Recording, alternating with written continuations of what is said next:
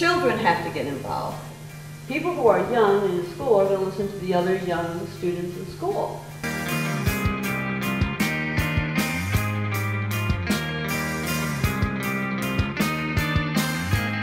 See, we have one more question from a special guest. Since we don't have many children here, I think it'd be nice if he could ask Lois one last question tonight. Yes. Hi, this is Cody. Hi, Cody. How is the mine dangerous? Good question. Very good question, Cody. The mine is dangerous. First of all, it's dangerous for the workers. These are kind of they're not union jobs, and they're very dangerous to the workers in the work environment, actually doing the mining work itself. The stuff that comes out of there is toxic and could expose people on the surface of the soil so the wind can pick it up and blow it away. And then along with that is some water with chemicals in it. And that water and chemicals is discharged, and is often discharged into rivers, creeks, or into a lagoon, which is like a big swimming pool that also leaks into the ground, into the water. So it's dangerous in its whole system, from the men and the women going in there and digging this stuff out, to the stuff they're digging out and then it has to be processed, and then the water and the chemicals that they use for digging it out and processing it can get into the air and the water. So it's dangerous in the whole cycle. And it's really what we call the cycle of poison, and it's something that we don't need to do, and we certainly don't want to do, because it's really about indigenous people. It's about men, women, and children who will drink the water, breathe the air, and have to be exposed to these very, very dangerous toxic chemicals. Bravo!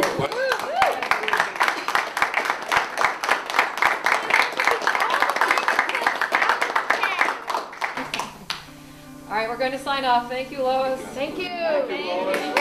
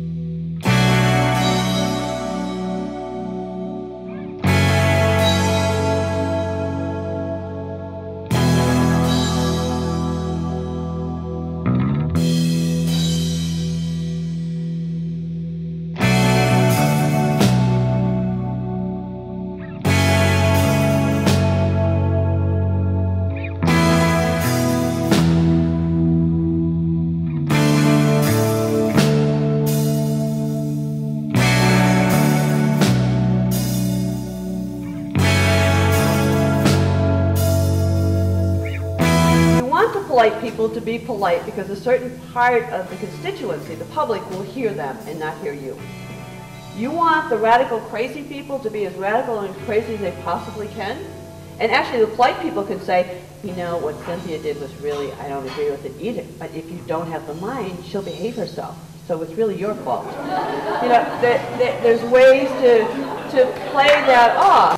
Well, the tough stuff has to get out there. I mean, the tough people had to figure out how to get it out there. The polite stuff is already in the culture. It's easy to get out. The papers will even print that. The tough stuff has to get out. The children have to get involved. The face groups have to get involved. You need polite people, old people, young people, hard-nosed people.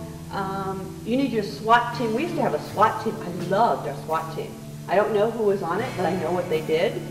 And you know, you need all these things, and you don't all have to agree on a strategy. You don't all have to agree on a tactic. What you have to agree in principle is that you're all about closing the mind, that nobody is going to compromise later, that the mind can open if it only does this, or the mind can do this.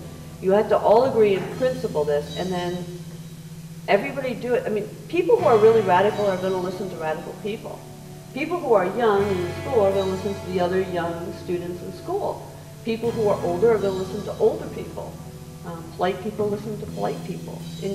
And you don't want to take a polite person and turn them into a radical person, and you don't want to take a radical person and make them like bite their tongue. It just doesn't make sense. You just need to find different venues to get the different voices out.